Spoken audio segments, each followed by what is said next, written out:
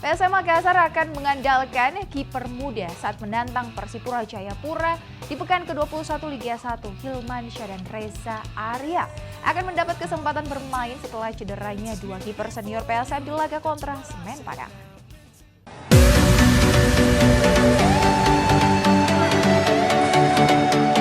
Skuad PSM Makassar langsung ke Surabaya setelah melakoni pertandingan melawan Semen Padang.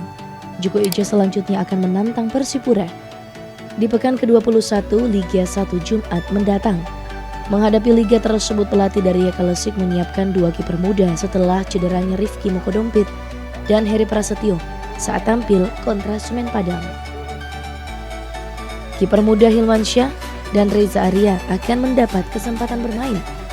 Sejauh ini Rifki Mokodompit masih menjadi pilihan utama di bawah Mister Gawang PSM Makassar. Rifki sudah mencatatkan 15 kali penampilan dari 17 laga yang sudah dilakoni PSM di Liga 1 musim ini. Wahyu Saputra, Selebes TV.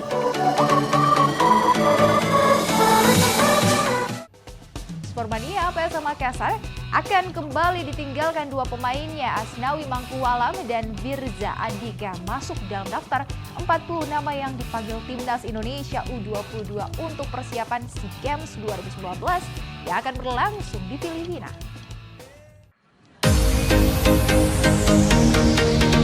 Pelatih Timnas Indonesia U22 Indra Syafri telah memilih 40 nama untuk didaftarkan dalam ajang SEA Games 2019 di Filipina November mendatang.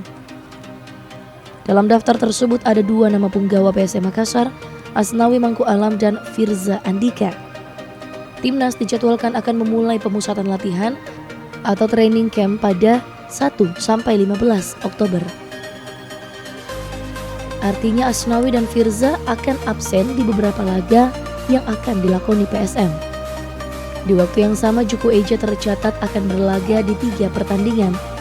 Pada 2 Oktober akan melawan Arema FC, lalu menjamu Persipura pada laga tunda di Mato Angin dan kembali berhadapan dengan Arema pada 16 Oktober mendatang.